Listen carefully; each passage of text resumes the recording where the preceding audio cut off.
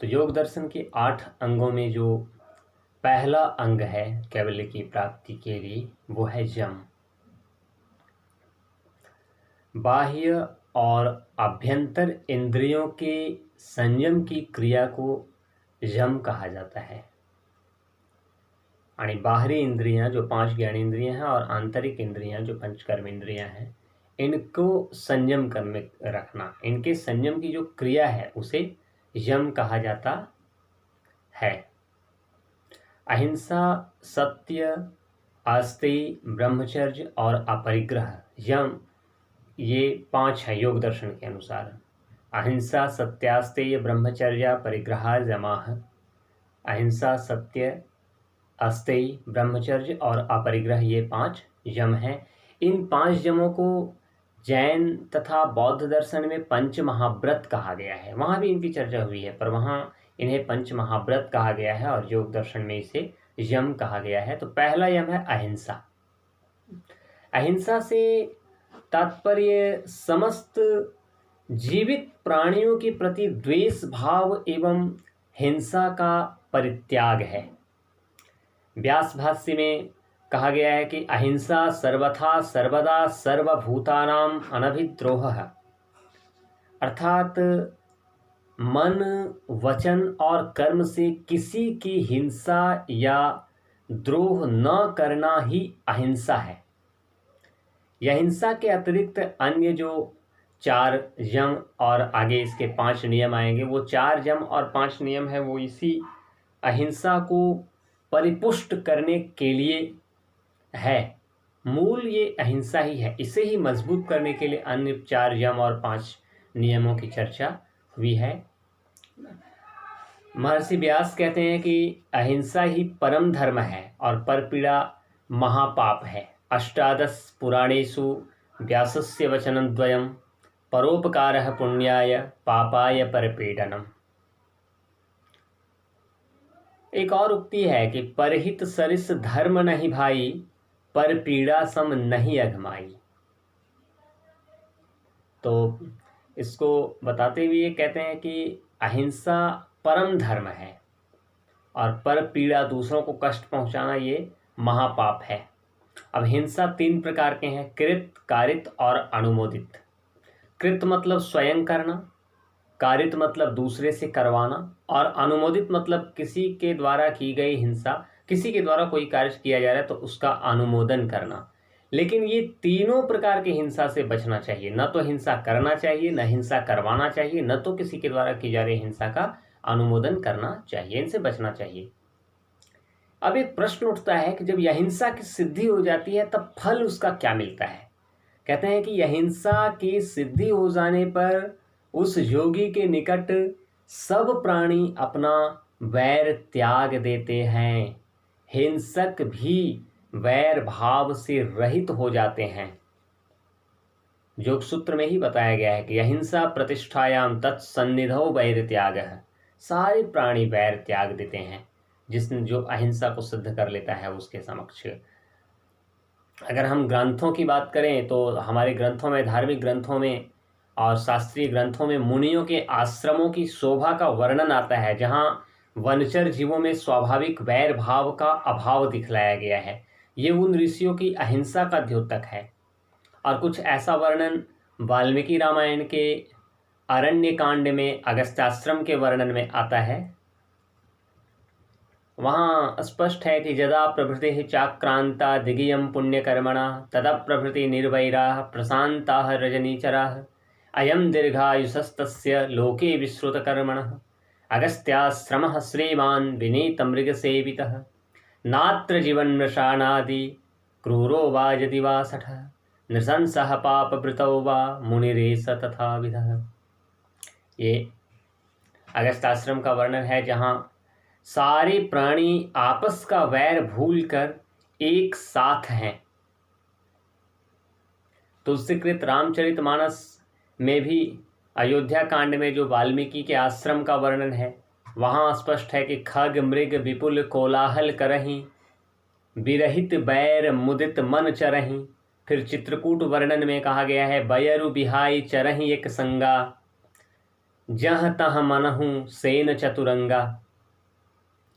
जितने हिंसक प्राणी, हिरण और शेर एक साथ रहते हैं, एक ही घाट पे पानी पीते हैं। तो ये है कि जो भी अहिंसा को सिद्ध कर लेता है उसके समक्ष हिंसक प्राणी भी अपना वैर भाव को त्याग कर लेते हैं, त्याग कर देते हैं। ये पहला यम है अहिंसा। दूसरा है सत्य। किसी भी सत्य को उसी रूप में प्रस्तुत करना जिस रूप में वह देखी गई है, अनुभूत की गई है या सुनी गई है, वो सत्य कहा जाता है। यूँ कहें कि मन में या चित्त में जो है वही वाणी में आना सत्य है।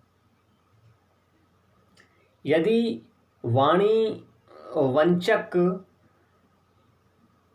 हो, भ्रामक हो, विपरीत ज्ञान कराने वाला हो और बोध शून्य न हो तथा सभी प्राणियों के हित के लिए हो, तभी वह सत्य कहा जा सकता है। यथा दृष्टम यथा अनुमितम यथा श्रुतम वा, मतलब जैसा देखा गया, जैसा अनुभव किया गया, जैसा सुना गया, वैसा ही कहना, यही सत्य है। और सत्य के लिए एक शर्त और है कि प्रिय वाक्य प्रदानेन सर्वे तुष्यन्ति जन्तवः तस्मात् प्रियम वक्तव्यम वचने का दरिद्रता। अर्थात सत्य होने के साथ साथ सत्य के लिए एक और शर्त यह भी है कि वो वाणी हमेशा प्रिय हो, अप्रिय न हो।